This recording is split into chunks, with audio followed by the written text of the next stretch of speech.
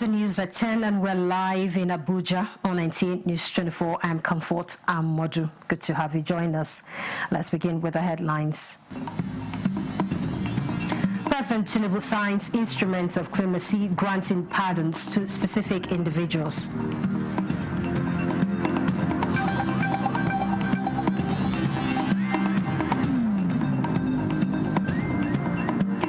Presidency seeks support of Arewa Consultative Forum on propagation of successes of economic reforms.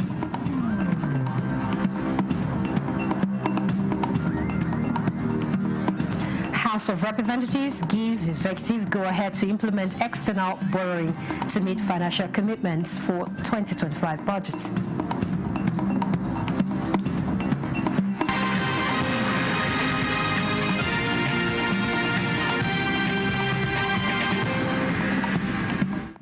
Let's begin with President Bola Tinubu formally exercising his constitutional power of prerogative of mercy by signing instruments of clemency and pardons, granting pardons to specific persons. However, following consultations with the Council of State and Public Opinion, the initial list was revised, and a statement by the President's Special Advisor on Information and Strategy, Bayo Onanuga, announced that serious offenders, such as those individuals convicted of serious crimes like kidnapping, drug offenses, human trafficking, fraud, and illegal arms dealing were removed from the list.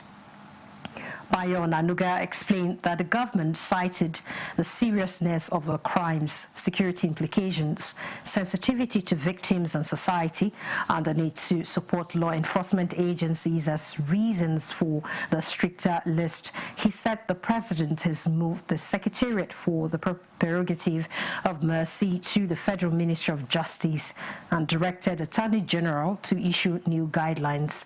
He added that new rules would require compulsory consultations with prosecuting agencies to ensure only those who meet legal requirements benefit. And the administration reaffirmed its commitment to broader judicial reforms and improving the administration of justice in Nigeria. Equally, Bayo informed that the approved list has been sent to the Nigerian Correctional Service for implementation. Away from that, Vice President Kashim Shettima has charged the Arewa Consultative Forum to stand in solidarity with the renewed hope agenda of President Bola Ahmed Tinubu. He made the call during a meeting with officials of the forum led by its chairman of the Board of Trustees, Bashir Dalhatu, at the presidential villa, from where State House correspondent Abdurrahman Jubrila reports from. Leadership of the Arewa Consultative Forum in the State House, meeting Vice President Kashim Shettima, reaffirming commitment to the President Tinubu's administration to stabilize the nation out of the economic and social challenges. The leadership of every society is its compass to the future. A people's direction is only certain where there is an organization. Vice President Kashim Shettima told members of the region's apex socio-cultural organization to resist the antics of a few mischief makers to fragment the unity of Nigeria, emphasizing the distinction between greed and grievance, saying the task before the Tinubu administration is to spot the difference between genuine grievance and greed, with a view to embracing legitimate calls for equity and inclusion. ACF is a tolerant organization. ACF does not play to the gallery. This is why when I met the president, he said, go and host them. They are wonderful people. Alhaji Nasiru Dano was there in the president's office. And over the past year, we have taken deliberate steps to reposition the fortunes of the North. We recognize that nostalgia is not public policy, and that the future demands innovation, not sentiment. The renewed hope agenda of President Bola Ahmed Tinubu prioritizes education, agriculture, industrialization, and security as the pillars of Northern revival. And honestly, I'm very comfortable in my skin. I'm not afraid of tomorrow. The North has no business being poor. God has blessed the North with enormous resources.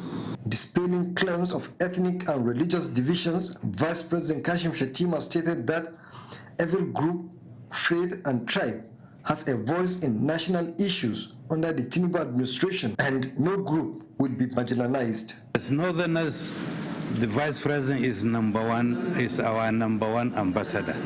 His image is carrying our spirit, our image, our aspiration. We have noticed that he has brought it into this administration, and he has supported the president 100%. We were very proud of the support he and all our sons and daughters are giving to this government. They are excellent ambassadors. We are proud of them, and we shall continue to support them, but we shall also continue to point out to them areas that we think we can make improvement for the benefit of all Nigerians. The forum was at the presidential villa to express solidarity with the government and formally invite the Vice President to the forthcoming 25th anniversary celebration of the Arewa Consultative Forum, as well as deliberations on the development of the region. The 25th anniversary celebration will also provide a platform for the Arewa Consultative Forum to interact with other socio-cultural organizations across the country for the future and development of Nigeria. From the State House, Abraham Jibrila, NTA News. Currently, there's ongoing handing over ceremony for service chief in the country. But before then, the Senate confirmed Lieutenant General Olufemi Oluyede as Chief of Defense Staff, alongside the 3 newly appointed service chiefs of the Armed Forces of the Federal Republic of Nigeria. National Assembly correspondent Lami Ali reports that the confirmation was preceded by the mandatory constitutional screening exercise.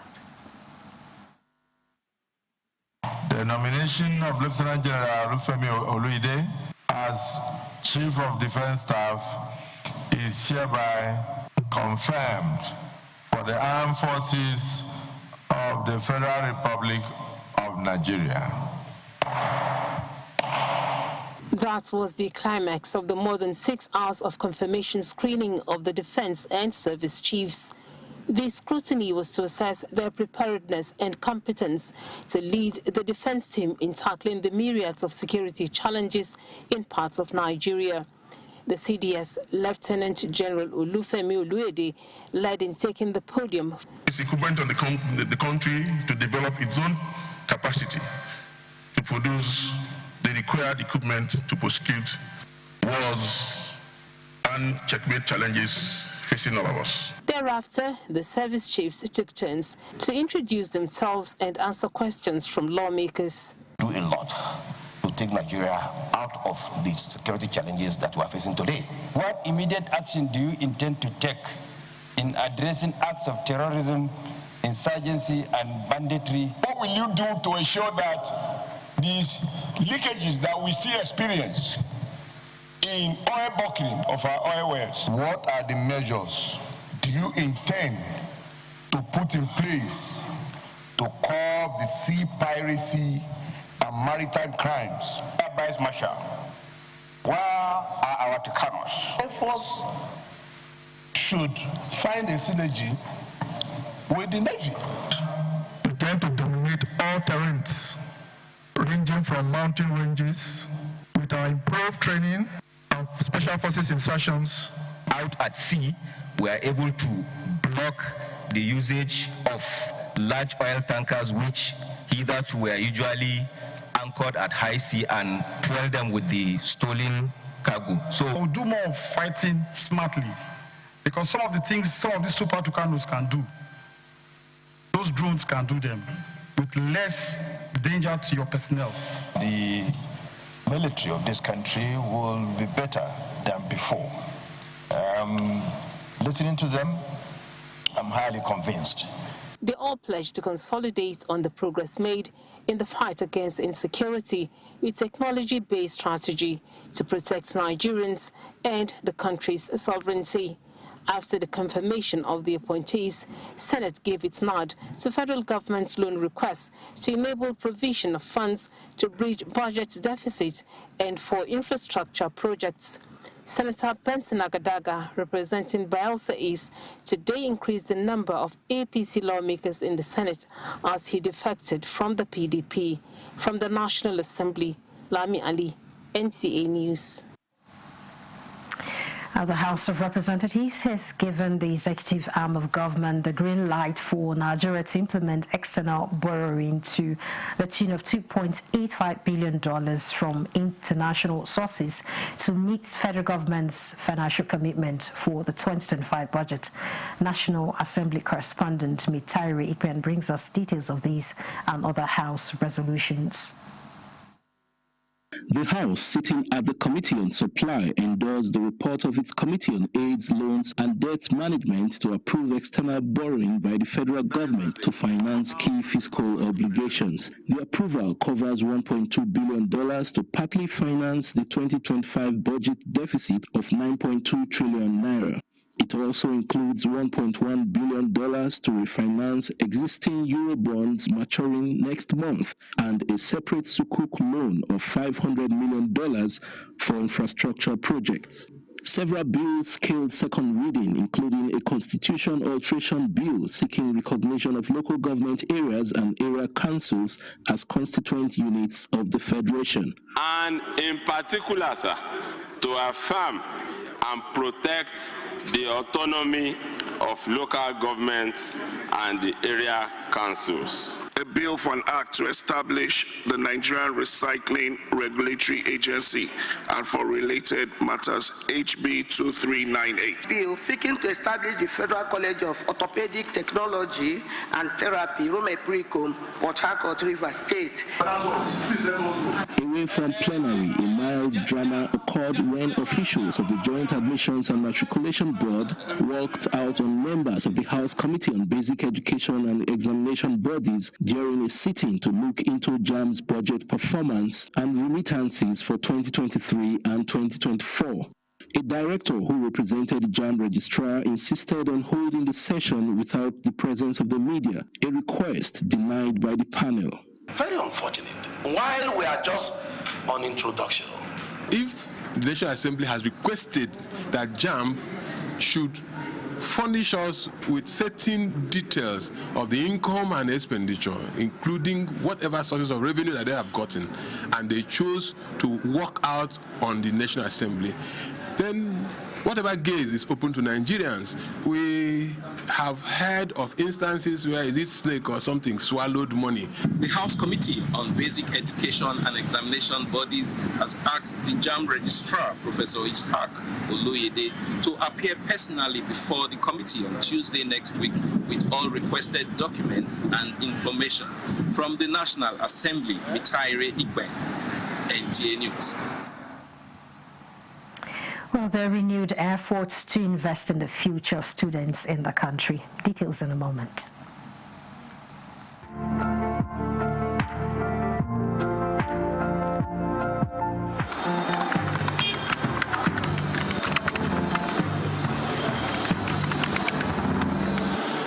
You have no better friend and partner than Nigeria. Let this unveiling today be a call to conscience. Let our practitioners hold the line of truth. To the media, please inform with integrity and with a deep sense of patriotism. To our public officers, communicate with transparency. To citizens, please let us speak with empathy. Let us come together to become the voice of responsibility, the voice of the world that heals division, that inspires hope and drives development. And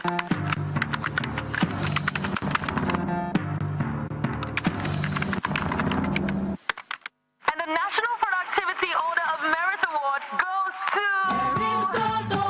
the only tomato paste manufacturer to win the National Productivity Order of Merit Award by the federal government of Nigeria, endorsed by the Association of Private Medical Practitioners of Nigeria. This is an evidence of 100% natural goodness, great quality and great taste.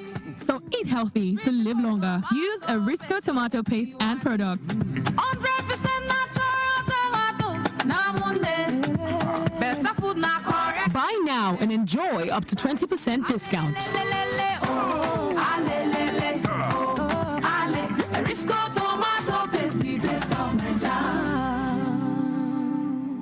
Feel the power of precision, engineered to perfection.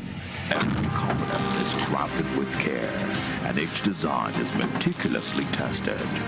From concept to creation, our engineers push the boundaries of technology, seamlessly blending performance and sustainability with a deep commitment to African ingenuity. Introducing the CNG Boss, a remarkable achievement in engineering designed to operate on compressed natural gas, a cleaner and more sustainable fuel alternative. At Innocent Vehicles, we proudly lead the way in creating greener mobility across Africa. And it doesn't stop there. From SUVs to sedans, spacious buses to electric cars, Innocent offers a wide range of models designed to meet every need. Innocent Vehicle, the pride of African road. This is NTA News24. Thanks for being there.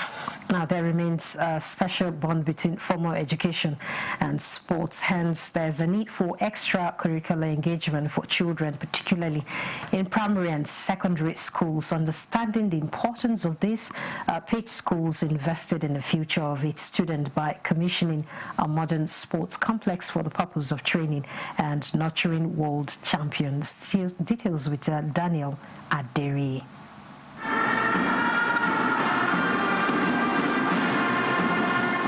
Situated in the Apo district of the capital city, Page Schools is renowned for its distinctive infrastructure and academic excellence. To elevate this even further, the school decided to construct a state-of-the-art sports complex worthy of fostering the next generation of champions. Page School Sports Complex, commissioned by Madam Shehu Diko. Thank you, sir. Comprising a football pitch, a basketball court, a tennis court, and a volleyball court. Page School believes this infrastructure will help discover and nurture Nigeria's next set of Olympic and Commonwealth champions. Part of that vision and strategy document is that we have to encourage and direct all schools at every level must have proper sporting facilities and proper structures of sporting activities, because it's a foundation of sports, grassroots sports development and even sport development in school sports. So we want to align education and sports, and this is exactly what they are doing here. Halima and Divine are on the basketball team, and they are happy and grateful that they can now play their favorite sport in the most conducive of environments, hoping to become champions in the future. It motivates me to practice more, and I feel like since we have a court now, I can practice and be like really good at it, and maybe one day I'll be in the championship or any Olympic game. I feel good to play on a basketball court like this. It's just like I'm part of the NBA players. If you want to achieve something in life, you have to practice so well. So I see myself practicing every single day, non-stop. For the school leadership, their vision is birthed from a place of passion to raise children, equipped with every skill set necessary to stay on top of the world. When we go around, we don't find schools that have these facilities. You have to take children to stadium and all that. So we wanted a one-stop shop school where everything will be available, so that when you bring your child, you know your child is here to train, to recreate, to acquire skills. We know that every child has a potential, and through sports we can actually bring out the potential in them. So the goal is to provide that environment that will enable the children realize their potential. The project remains progressive, as there are plans to expand and build an ultra-modern swimming facility, as well as a standard racetrack. In Abuja, Daniel Adirigi, NTA News. And let's turn our attention to health matters with an African regional think tank strengthening evidence-based efforts and interventions to improve maternal and child health care outcomes with an initiative to bridge the gap between research and practice in the field of maternal and child health across the African region. Details with Thomas Ogbetere. The think tank will serve as a high-level advisory technical body offering expert guidance to governments and institutions on implementing effective health strategies. Speakers stressed the need to translate scientific evidence into practical, locally relevant policies and highlighted the importance of regional collaboration to address shared challenges in maternal, newborn, and child health. About how we can solve the issue to get more children the right nutrition they need, and to really focus on healthier mothers, healthier children, which in turn makes a healthier nation. We have the evidence, we have data-driven decisions that we need policymakers to be able to bring to bear, reducing maternal mortality. So that it's not only like maybe in Nigeria that we're crashing maternal mortality, but in other countries, African countries as well, where they have problems with maternal mortality, they can address all these causes. Discussions at the meeting centered on accelerating and implementing maternal, newborn, child nutrition and health innovations in Africa. Experts from Nigeria, Kenya, Tanzania, and South Africa shared experiences and best practices on strengthening health systems and improving quality of care. We have many innovations in the pipeline. So we're learning with the PPH. We're learning with the PPH, but there are innovations in child care, in neonatal care, in training, in digital technology. They emphasized that the think tank will play a crucial role in guiding policymakers and partners towards sustainable health solutions, while reaffirming their commitment to supporting countries in adopting innovative approaches that ensure no mother or child is left behind. In Abuja, Thomas Ogbetere, NTA News. Chairman of the National Population Commission, Nasser Issa Kwara, has concluded his 5-year term and officially hands over leadership to the Federal Commissioner representing Niger State, Mohammed Usman Dattijo, to serve as acting chairman. And a statement from the National Population Commission says this interim appointment is pending the swearing-in of the newly appointed chairman, Aminu Yusuf, by President Bola Ahmed Tinubu. At the handover ceremony, Kwara highlighted key achievements during his tenure, such as strengthening data collection, digitizing the civil registration system, and advancing preparations for the upcoming national population and housing census. And the statement adds that Nasser Issa Kwara credited the Commission staff for their support and expresses appreciation to staff towards his success throughout his tenure. And Africa stands at a defining moment, a continent rich in resources, talent, and potential, yet the true wealth of the continent lies not beneath its soil, but in its ability to transform what it already has. At the Pan-African Economic and Investment Summit organized by the African Union, Agenda 2063, Ambassadorial Assembly in Abuja, scholars and African Union ambassadors gathered to chart a new course in line with the African Union's Agenda 2063 and the vision of a prosperous, self-reliant Africa driven by inclusive growth and sustainable development.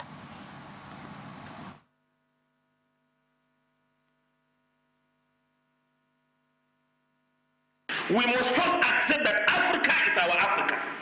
We must understand that we don't have another continent in the world apart of Africa. Whether you lived out of Africa, whether your investment is not in Africa, try to remember that Africa is your own continent. The African Union Agenda 2063 Ambassadorial Assembly is there to bring or close the gap between the young Nigerians and diplomats that are aspiring at least to develop the African that we want today.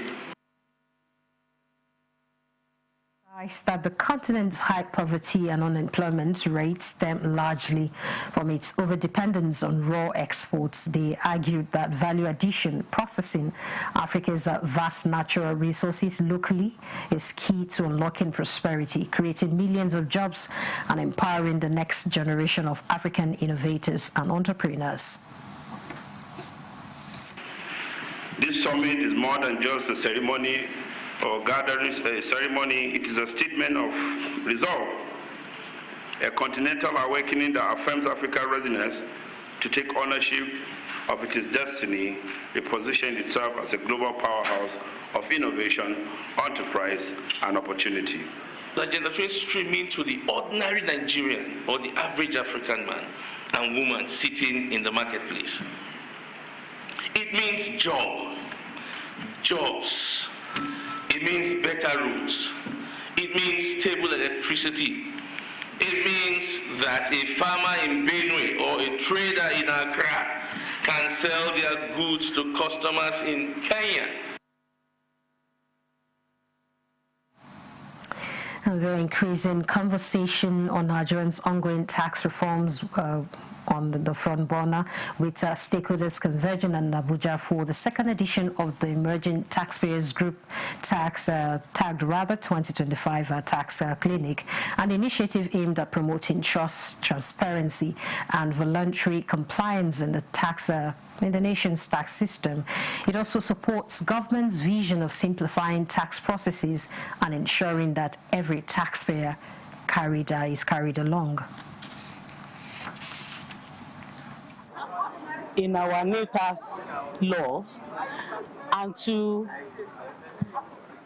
educate, enlighten, engage, and collaborate with our taxpayers and key stakeholders.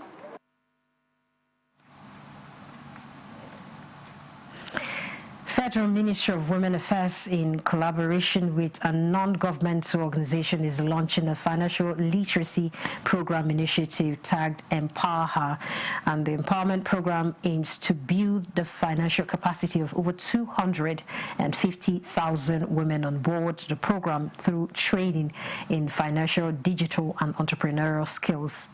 Minister of Women Affairs Iman Suleiman Ibrahim, during the launch, emphasized the federal government's commitment to advance women's economic growth to ensure women's inclusive participation in national development.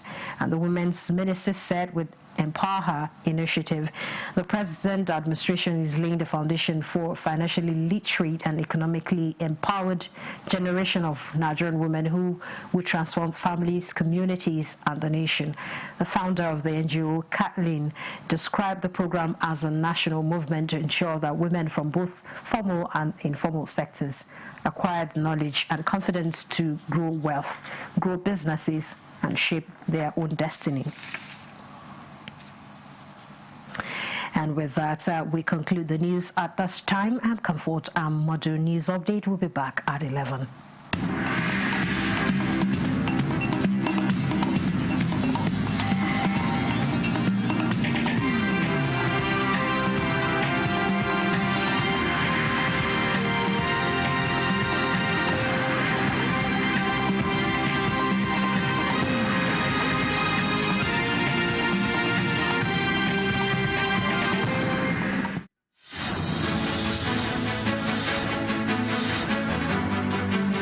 The morning news. The federal government is strategizing. Hello and welcome to the news at 10 on NTA News